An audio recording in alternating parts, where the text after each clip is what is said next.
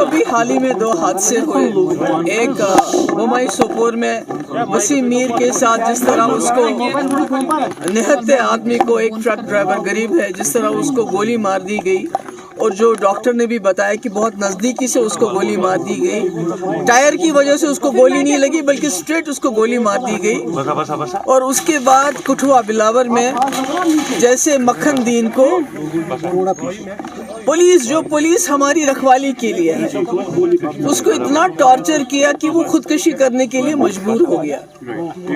और ऐसे में इंसान को ये ख्याल था कि उमर साहब जब होम मिनिस्टर से मिलेंगे तो उनसे इन मसले के बारे में बात करेंगे, क्योंकि हम कहते हैं, जैसे वो खुद बार बार कहते हैं, होम मिनिस्टर साहब के जो एडवाइज़र हैं हमारे हाथ में कुछ नहीं है।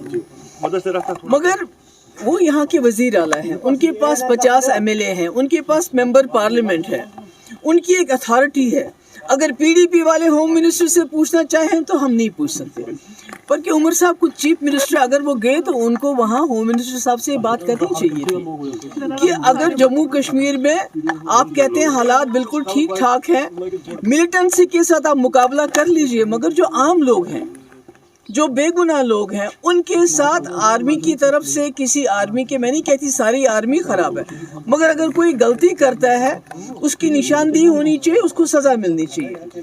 इसी तरह जो बिलावर का SHO है, उसके बारे में आम तौर से ये शिकायत है कि वो वहाँ लोगों को, नौजवानों को गिरफ्तार करके उनसे पैसे वसूल करता है, जो पैसा नहीं देता है तो उसको मिलिटेंसी के इल्ज़ाम में बंद करता है। आपने भी वो वीडियो देखी होगी मक्खन दीन की, वो तो दिल दहलाने वाली चीज़ है। 25 साल का जवान, छोटे छोटे 2 बच्चे, उसको इतना मजबूर किया गया है कि कुरान पाक को हाथ में लेके वो खुदकुशी करता है। तो मुझे लगता है कि उमर साहब को ये चीज़ ध्यान में रखिए। स्टेटहुड तो ठीक है, आज नहीं कल नहीं परसों स्टेटहुड तो मिल ही जाएगा, मगर ये जो जम्मू कश्मीर के लोगों ने इतनी बड़ी तादाद में वोट दिया इस सरकार को, कि सबसे पहले तो जान है तो जहान है। स्टेटहुड तब है जब इंसान जिंदा रहेंगे। तो मुझे ये अफसोस है कि उन्होंने ये बात नहीं की, करनी चाहिए थी। दूसरी बात मैं ये कहना चाहती हूँ कि हम अपोजिशन है, PDP अपोजिशन है, हम कोई मिलिटेंट जमात नहीं है। हमारा एक ड्यूटी है, हमारा फर्ज है और हमारा हक है, जहाँ ज्यादती होगी वहाँ जाके लोगों के साथ खड़ा रहना। तो जिस दिन ये वाकया हुआ उस दिन मैं सोपोर जाना चाहती थी, बम्बई, और इल्तिजा जम्मू जाना चाहती थी।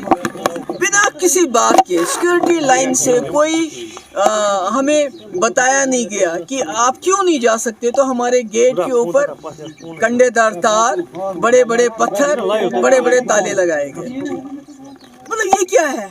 मैं एक चीफ मिनिस्टर रह चुकी हूँ, होम मिनिस्टर की बेटी हूँ, Iltija, she is a law abiding citizen.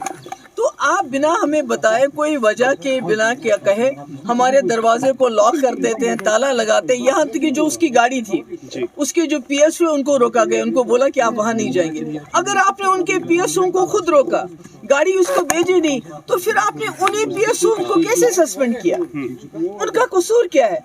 आपने तो उनको खिंबर जाने से रोका, गाड़ी को रोका, ताला लगा दिया। तो देखिए, जो SHO इन्वॉल्व है उसके खिलाफ क्या एक्शन है हमें कोई मालूम नहीं है। जो आर्मी वाला इन्वॉल्व है बम्बई किलिंग में, उसके खिलाफ क्या एक्शन हुआ हमें कोई मालूम नहीं है, उसके बारे में कोई इन्फॉर्मेशन नहीं है।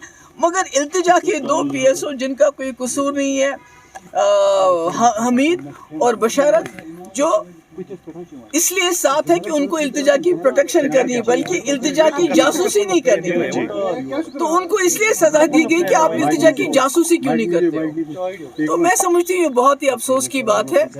मेरी गुजारिश है गवर्नमेंट ऑफ इंडिया से कि जम्मू कश्मीर के आप इस रिश्ते को घसीटिए मत,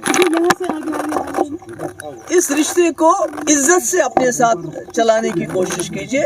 और वो तब तक नहीं चल सकता जब तक जहाँ जो ह्यूमन राइट्स वायलेशंस होती हैं, जब तक उसमें आप जो रिस्पॉन्सिबल हो उनको اکاؤنٹیبل نہیں بنائیں گے. اس کے لیے آپ کو ایگزامپل بنانی چاہیے. بمبئی میں جو حادثہ ہوا اور جو کٹھوا میں حادثہ ہوا ان کو سخت سے سخت سزا دی جانی چاہیے. اور جو التجا کے جو پی ایس او ہے جن کو خواہ میں آپ نے سسپینڈ کیا ہے ان کا سسپینشن آرڈر ریووک کرنا چاہیے. اگر آپ کی آنکھ میں تھوڑا سا وہ کہتے ہیں نا کہ لحاظ ہے. خبر دلی میں جو ہے